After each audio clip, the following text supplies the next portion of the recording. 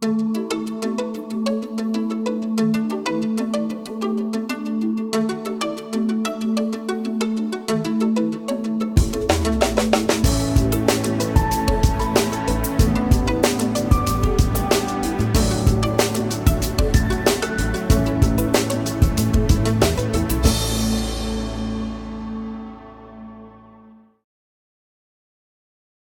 thanks everyone for coming today.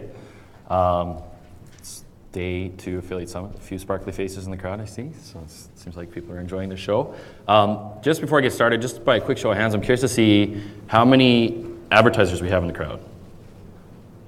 Okay, couple, good. Any affiliates in the crowd? Yeah, and a few networks, maybe, perhaps? Oh, good, so we've got a bit of everything, cool. So this presentation I'm going to give today is going to talk a bit about coupons and affiliates and actually how they add real value to the business for our business at iStock Photo and Getty Images. So there's some nuggets of gold hopefully in here for everyone that you can take away from this talk. So without further ado, just a quick brief on Getty Images and a bit about me. I'm Blair DeYoung, Getty Images affiliate manager. I look after sort of our portfolio of about sort of our flagship brands here, Getty Images, iStock Photo, ThinkStock, and Photos.com. We're regarded as the leading provider of digital media online, so we sell stock images photography. I'm sure some of you in the crowd may be even customers of ours in some of these brands, particularly iStock Photo is a pretty popular choice. But anyways, we've been looking at the affiliate program for probably about 2-3 years now, and what we're going to talk about today is really why we're all here. It's to understand incremental value from coupons, and particularly from affiliates. We've had a bit of a, for those of you who are affiliates of ours, I recognize a few in the crowd, we had a bit of a tumultuous year last year with some to do with coupons, and it really boiled down to the fact that we had been running coupons in our program really to help grow the program. You can see here kind of when we had started in early 2011, things were kind of ticking along, and then as we really wrapped up the program here in August sort of 2011, things really took off for us. You can see the green bar represents our volume of coupon code orders, and the blue bar below represents sort of our no coupon code orders.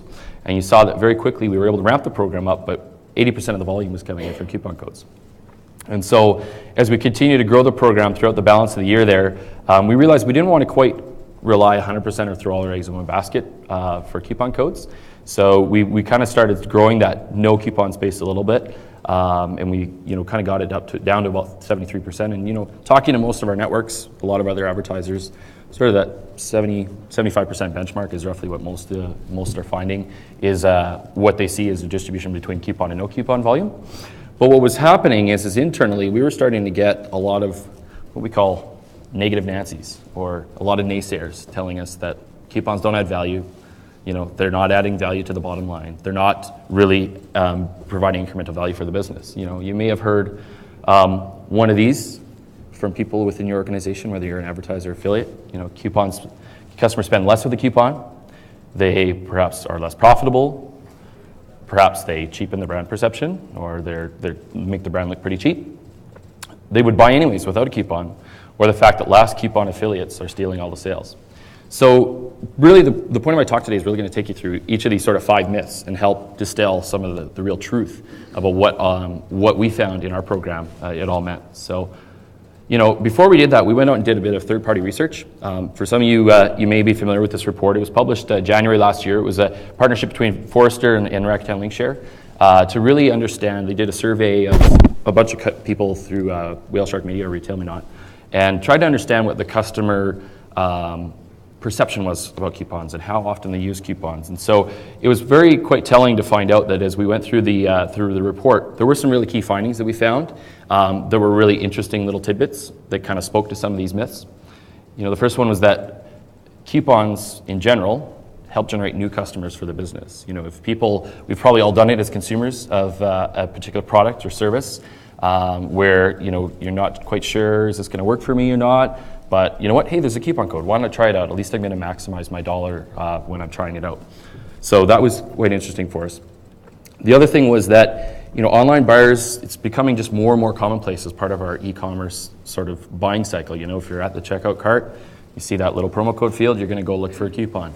And what they were finding is that the more and more of affiliate sites or publishers out there that were advertising coupons, the more and more likely people were going to go buy because they thought that this brand or this advertiser is here, started making a commitment to help me find the best deal that I can find possible for their particular product. The other key thing that we found was that coupons actually attract customers, and they actually do spend more on average than the regular customer who doesn't buy without a coupon, and that they actually are more profitable over the lifetime. And I'm going to get into a bit more detail, actually some numbers to show you guys, be 100% transparent about our program, and actually share with you, some numbers we found that actually prove both of those points. The other thing they found is that affiliate marketing in general, but also coupons themselves, help trigger a brand reconsideration, or that it actually does help close the sale. We have a lot of coupon affiliates that we work with. It's becoming more and more commonplace as a publisher in the affiliate space, and they're really helping us close that sale, close that deal. The last thing we want to do is have someone get all the way through the cart. They go to find a deal, and boom, there's one of our competitors on the site. We'd rather us try to close that sale with an affiliate and with a coupon.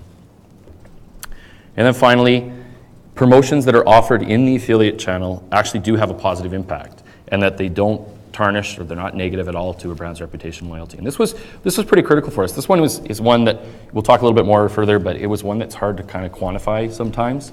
But we found some interesting ways of actually coming up with a way to justify that it actually helps reinforce the brand.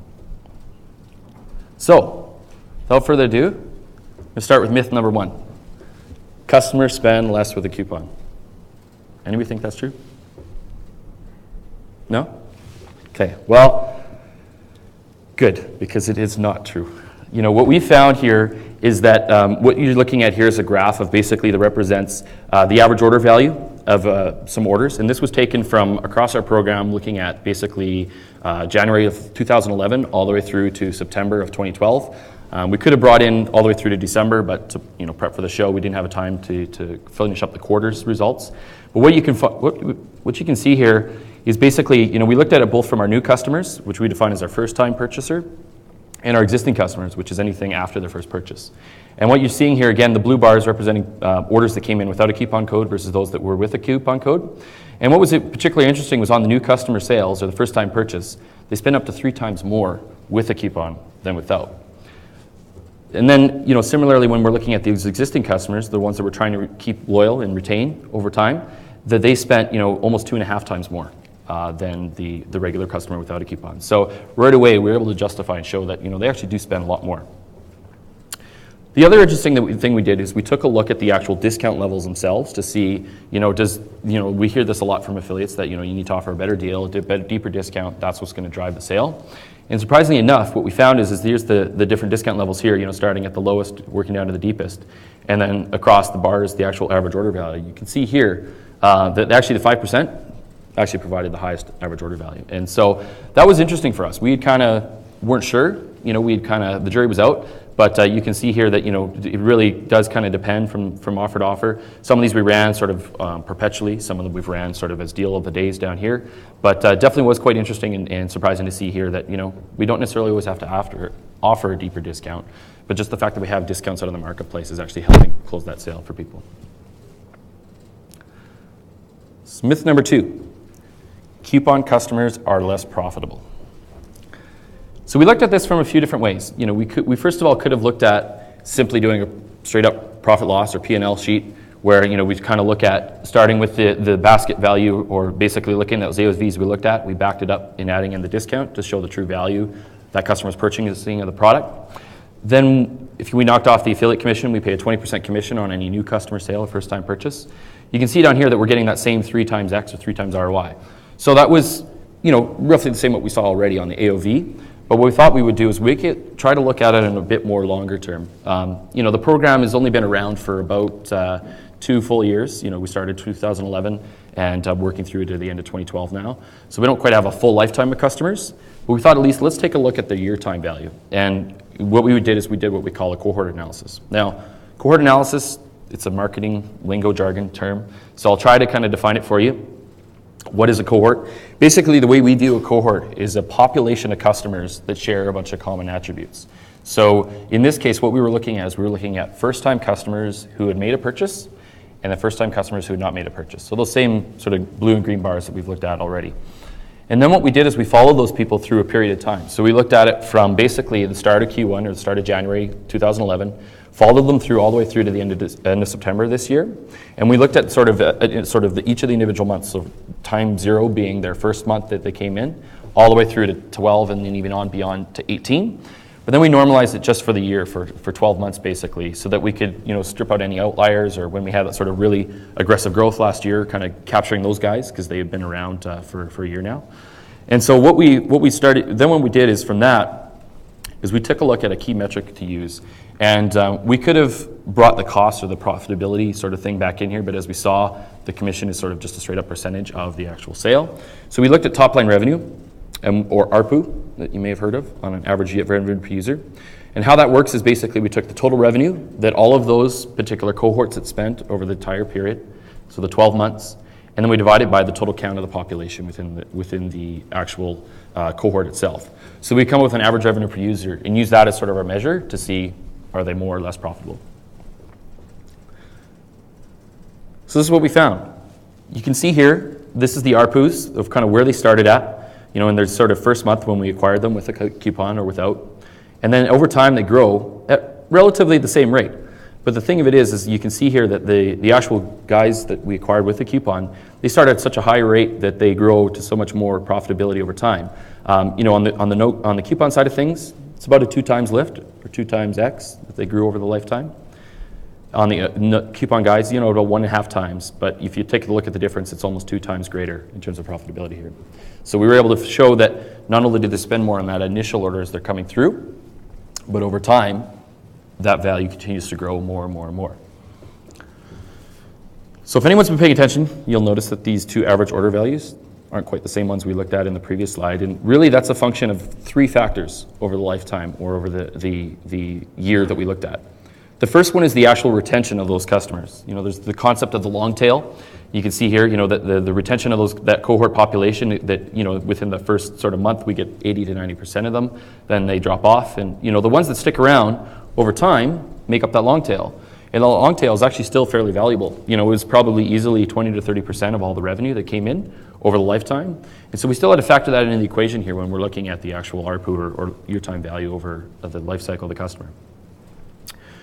Then the other thing we did is we looked at the average order values itself and saw that, over time, there's a little bit of wobbles here in the graph and a little bit of wobbling in the lines. But you can see that over time, that it grows still ever so slightly over, 12% or roughly 1.2 times over the lifetime. So as those same people that are dropping off, they're still coming back and they're buying and they're spending it at a little bit higher value. And finally, the frequency of those customers is that, this is at about 1 to 1.2 times. They're continuing to grow over time. So they're not only are they coming back, they're spending more, but they're also coming back more often to come back and buy with us. So taking all those 3 together, you can see that over time, just to reiterate, the actual lifetime value or the year time value of those customers grows significantly over the lifetime. Myth number 3. Coupons cheapen the brand perception. Now this one was a little bit hard for us to initially quantify. We didn't do any survey data. We didn't do anything to actually go out and ask people, do you like coupons or not? That's a lot of what the survey was that we saw from before. So what we did instead is we took a look at what we call our customer value tiers. And these are basically categorizations that the business has come up with based on sort of if you call it, we ask questions as people are coming in the door, and we kind of drop them into these different buckets of, gold, silver, and bronze with these sort of subcategories here based on what function of the business that they do. And so what we did is we took those sort of profiles and we followed those people, marrying it up with whether they came in or not on a coupon to see over the lifetime if those people that are truly our valuable customers, do they spend more or less with a coupon. So what you'll find here is that if you look at the population of those new customers that came in with a coupon, it's fairly evenly distributed here across the different segments or the different value tiers. The gold is actually the smallest of the 3 at 26% here. But what was quite telling is that we followed those same gold customers through their lifetime or through the year of time, that they actually contributed almost 60% of actually all the revenue, right? So definitely we're using coupons and they were adding significant value back to the business. We also did look at it sort of that 0 to 12 months sort of concept with the ARPU and looking at over 12 months. You can see that the low value customers grew at the lowest rate The medium sort of size guys grew at a somewhat fair, good rate, but it's really the gold guys that grew the fastest, 1.5 times over their lifetime. And so we were able to kind of spin that back to the business and say, hey, look at, even though we didn't take a survey, whatever, it definitely shows here that our customers that we deem to be high value are the ones that are out there using coupons the most, and they're actually the ones providing the most value. So we were able to kind of make the case that, no, they don't cheapen the brand at all. In fact, it's something that we all do, and it's something that we should continue doing for the program.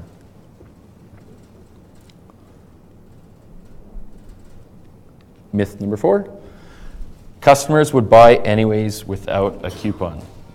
Now this one is the golden goose that I think if anyone who was an advertiser could figure this out, they would probably be making a mint right now. Because, as advertisers, we're always trying to figure out, well, would they have bought anyways? It's that, would they have still come back if we didn't have that coupon? But the funny thing of it is, we started looking at the business as a whole to see what's coupons really doing for our overall business. And so, what we've taken a look here is we've tried to look at coupon sort of usage within our company at iStock Photo over the last sort of year.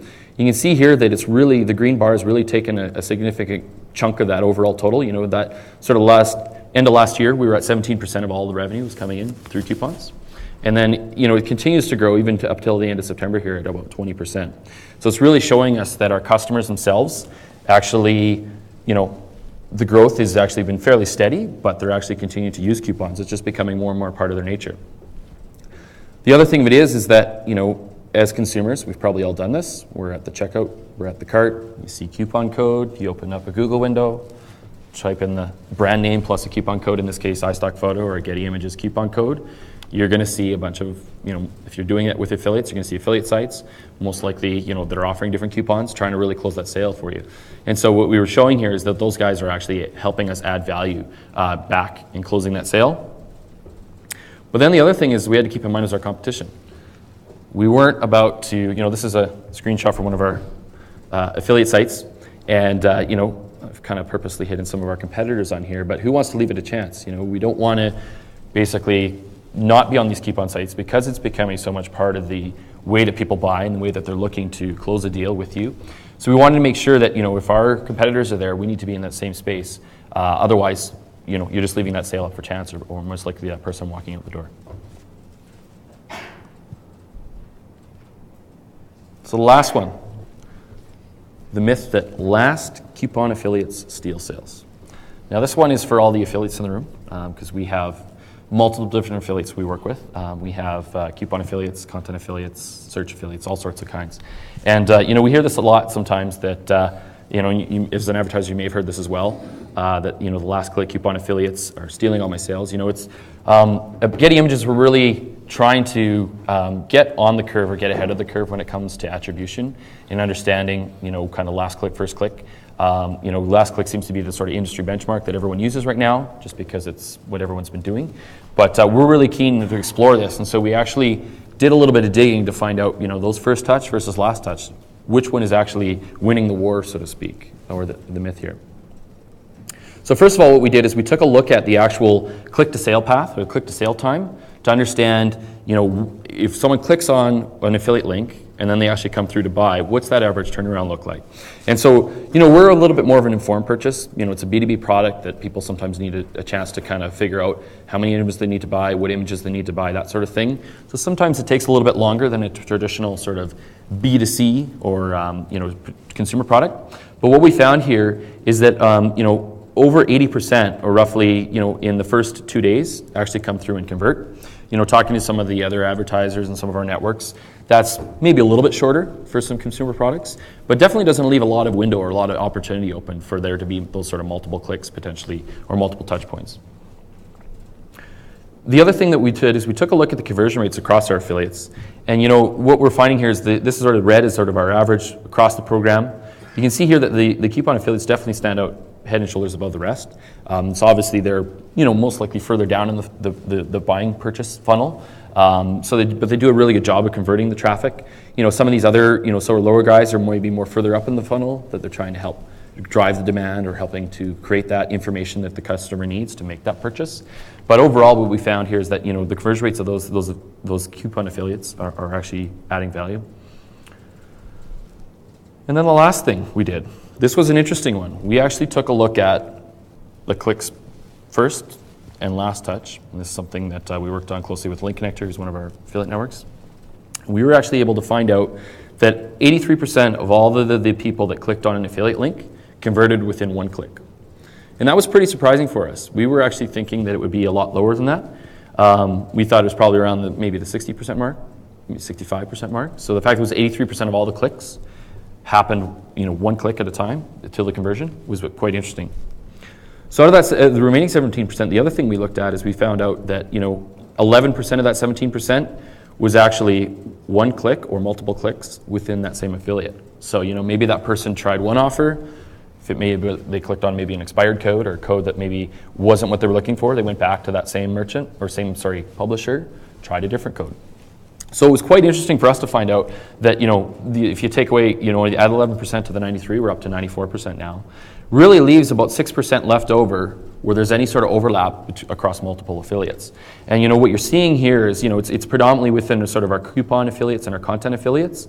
But what you're finding here is that it's roughly going both ways. Sometimes it's a coupon affiliate that's driving the demand, and then it's a content affiliate closing it, which was quite surprising. The flip side, sometimes it's a content affiliate driving the demand, and it's a coupon affiliate closing the sale. So when we looked at it, they were relatively the same proportion. So we really feel that there's not a lot of opportunity in the first place to be much overlap or much clicks happening, where it's across multiple affiliates. But the other thing was that when it was that case, it was such a small part that it wasn't really huge amount of problems or issues here. So in summary, some of the key things we learned about all this, we learned that the myth, customers spend less with a coupon. We actually found that they spend 2 or 3 times more with a coupon. And the fact that deeper discounts do not always drive higher spending. The other thing that we found was that coupon customers are less profitable. Well, actually, no, they're actually more profitable over the longer term, both upfront on the AOVs that they're driving, but also further on down when we look at them a year later in the longer term. Coupons and customers that use coupons cheapen the brand perception. Not the case. Our most valuable, loyal customers that we deem the ones that we want to invest and spend the most money with are actually the ones that are using coupons the most. And so this really helped us reinforce that it's actually a good thing for the brand. It helps with new awareness, new customers, all that sort of thing. Customers would buy anyways without a coupon. Definitely coupons are part of our everyday shopping today, and that they help us retain loyal customers. Finally, last click coupon affiliates steal sales. Well, we have different types of affiliates. We need them all to help drive at different points of the funnel. We found that there's such minimal overlap that we really don't feel that this is a problem or there was an issue in our programs. So, this was a bit of a labor of love sort of analysis that we did. I know it's a lot of numbers. And this, if it was a lot of numbers for you, I've been probably spending the last 2 months looking through even more data, more numbers, and we've sliced and diced this a few different ways. But what it's really helped us take advantage of is the opportunity to now be the thought leaders within our organization. And really, we've got campaign owners now coming to us and saying, hey, look at, we want to run this campaign and run this offer. Do you think it'll work with affiliates? And so we're able to help kind of shape and define kind of what the business wants to do now and help driving incremental value for the business. So that's it. I know it's maybe shorter, hopefully not too long for those that are here, but I wanted to leave some time for questions because I know that there's some affiliates in the crowd, some advertisers in the crowd. Maybe you've got some questions about sort of the approach, the methodology, maybe some other things or other myths that you've heard or thought of. So I want to open up the floor for any questions. I think there's a mic there, so feel free.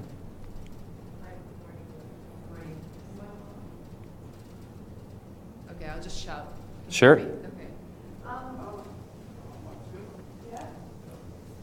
All right. Well, basically, from the affiliate perspective, it's very hard to convince certain merchants to work with coupon affiliates. Yep. How do you suggest approaching them? I mean, I've noticed this research document come up already in another session that I've attended. Do you think that it's a good point of reference to start referring merchants to and saying, listen, coupon affiliates are not all that bad? Yep. What are some other ways to maybe, approach merchants who refuse to work with coupons? Or, they might have coupons, but they might be specific to providing very exclusive, unique coupons to just certain specific coupon sites sites with high traffic. So Right. maybe you can give some ideas on how to approach those types of Sure. situations. Yeah. I mean, this is actually a presentation that, for anyone who's interested, I can definitely share a copy with. If you're an advertiser, you want to take it back to your business and maybe munch on it a little bit, or if you're an affiliate who, has advertisers that you're trying to convince to use coupons, definitely share this with you. Use it as a resource if you want, or if you want to have some questions, or discussion more, we can talk about that. I think the thing is as well, when we started out with the program, it took a little bit of convincing on our part, for sure, as an advertiser. And the thing that we did is we tried to take a little bit of a staggered approach, but at the same time, we kind of just tried a lot of testing, and we tried to do a lot of learning. And the key thing for us was being able to really measure things. It's hard sometimes to get tracking on everything, all the links. But what we were able to do is exclusive codes was one thing we were able to do. We started with a handful of affiliates, ran a few exclusive codes with them so that we could really hone in on them. I think putting codes out there that are time bound helps create a bit of urgency, but it also helps get the momentum that you're looking for as an advertiser to measure the success and the results. The other thing that we've done, as an advertiser, but you might, it's hard to convince sometimes to actually get them to spend a bit of extra money, maybe give them a commission bump, or offer something that they can do to help tie it back to performance. We're really big on performance with our programs, so everything we do has to have some sort of ROI attached to it so that we can actually justify it. And I think, based on these findings, sharing this with our two affiliate networks we work with, LinkShare and LinkConnector, they find a lot of these same questions with a lot of their merchants and their advertisers. But I think if you took a look at the numbers, most advertisers would probably find very similar things. So I think trying to use as many reference points as possible, I think, coming from another advertiser, if this would help, convince them, by all means, use it for what it's worth. So. Related to your last point, did you find if you were losing sales from other types of marketing, like if you're buying search terms like stock photos, then the last click is affiliates are stealing those sales? We've started to look at that. We've done an initial bit of digging on that, and surprisingly enough, we looked at it, I think, in Q3, and it's really only about 10 or 15% is actually overlapping between all the different channels, which was quite surprising. We expected it to be 25+%. We do a lot in the affiliate marketing space. We do a lot in the search space. Outside of the sort of the TM Plus, we have a dedicated search team that does a lot of search. We do a lot of email, a lot of social. So there's always been that concern, that the different channel owners are kind of fighting for that last click to get the attribution. And one of the things that we're looking to do now is bring in a tool. It's called Odometry, some of you may have heard. And it's a little bit pricey. We're a bit more enterprise level, so we can make some room for that in our budget. But what the odometry allows you to do, and what we started doing already with some of our data, is looking at down back to the order ID, tracking any of the different touch point channels to see what that overlap is. And then what we're going to start looking at doing is perhaps maybe we pay on the first and the last touch, right? Or maybe we give equal weighting, or more or less sort of thing. But for our particular program, it definitely was a lot lower than we expected, and it's something that it hasn't really been much of a problem, but I'm sure maybe other advertiser might be. So, yeah. I am more or less interested in the tools and methods that you use to determine whether your affiliate conversions came from first click or last click, and that also too, did they originate on one of your partner sites versus the affiliate site? Right. How you determine where that click originated from, or that conversion originated from? Right. So we do. We have two affiliate networks we work with in the States here, and we have one in Europe. We have LinkConnector and LinkShare we work with in North America. The last click, last touch stuff. That comparison was actually, we worked on some data, particularly with LinkConnector. We can probably talk more about the specific technical details of that sort of technology if you're interested more in that. But I think what we did is we used timestamps, as kind of a good proxy, tried to normalize it to the right time zones. And then, we knew we had search data that could show a click and an order ID. We knew in our affiliate networks we have a timestamp on the click to the order ID. So then it was a lot of Excel, to be honest, a lot of data crunching to kind of figure it all out. But what we were able to do is kind of using that, we were able to kind of piece together enough of the picture that, here's the first touch guys over here, here's the last touch guys over here, and here's how much of the overlap that there is, and sort of, piece it all together. So, but I think that, there are other tracking technologies out there. The odometry is one that we're looking to bring in for not just for our affiliate program, but for all the channels so that we can measure it all a little bit more seamlessly. Because obviously affiliates, traditionally it's on a click basis where you're dropping the cookie. I also look after our display and media buying as well as our retargeting, and we also have to look further upstream in the funnel at actually the impression that gets advertised and where the cookie gets dropped there. So in order to do that and keep it consistent across all the channels, there's definitely universal tools like Odometry and others out there that potentially could help you out there. So, yeah, good question. Anyone else? Michael, I'm an agency Yeah. and have some 40 or so clients. Back to the very first question, data is always the first and I think best way to convince clients to spend their money. But then the second question that's going to come after that is, well, why do you think, in your view, that the data does show that? Why is it that your couponing results are so much better and so much more profitable and so on? From your experience, it's... from my experience, I think something, I always take it back to as a consumer. I think particularly in North America, and I'm not sure if it's the same in Europe or and whatnot, but I think it's just become more and more part of our buying behavior and our purchasing behavior. To have a coupon, to have a discount, have a deal. It's that sort of psychological thing where people just think, well, if I'm getting a deal, I might as well take advantage of it. It's not just if they were going to go spend $100 today, right, and they find that there's a deal, well, maybe I'll spend the $120 so that I can maximize that dollar, right? So I think it's a combination of the psychological factors of people thinking there's a deal. I think as well, it's economic factors or macroeconomic factors. Obviously the economies, in North America and Europe and the world are kind of been hit the last few years. And so I think obviously, businesses are trying to maximize that dollar, to make sure that they can get as much out of it as possible. And so I think, the designers that are coming to buy images from us, the agencies, all that sort of thing, they're trying to maximize that dollar as much as possible. So I think it's just more, some just more external macroeconomic factors as well as sort of the psychology behind it. I would back that up with. Yeah, you said that you use Link Share and Link Connector here in the States. You said you had somebody in Europe that you use. Who do you use in Europe? So we use WebGains in Europe. And we've purposely done that just because they're based there proximity-wise. It's not to sell our program, but if you want to learn more, I can definitely chat more about it. But we have a team that works internationally. So I'm based here in North America. I have a counterpart who's based in the UK, and she looks after that program with WebGains. We are looking to expand globally right now, internationally out into APAC, as well as down potentially into the Latin markets as well. And is the data that you shared, does that include the European sales as well? It doesn't right now, but it is something, this analysis isn't sort of just a one-time thing. It's got something that we do on a quarterly basis, or going to start doing on a quarterly basis. And our European program really only kicked off kind of late 2011, early 2012. So we really just now have a full year under our belts for Europe. Europe's a little bit different, when it comes to coupons and savings and all that sort of thing. It's not as prevalent, perhaps, or as common as we see in North America, particularly with the publishers, but also the sort of consumers as well. And but it is something, now that we've got a full year under our belts, we're going to start looking at for the European markets and understand, is it same, is it different, and help. I think just having that other point of triangulation will actually help us even be more informed about the whole sort of overall global behaviors. So yeah, so if you want to learn more about it, when the time's right, just we can connect and fill you in on that. Yeah, for sure. Anyone else?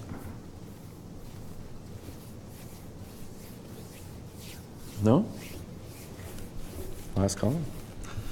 All right. Well, thanks everyone for coming. I'll just be sticking around for a little bit if you want to come by and chat. Exchange business cards, whatever you want to do. But I appreciate all your time and hope the rest of you have a very good affiliate summit. So thank you.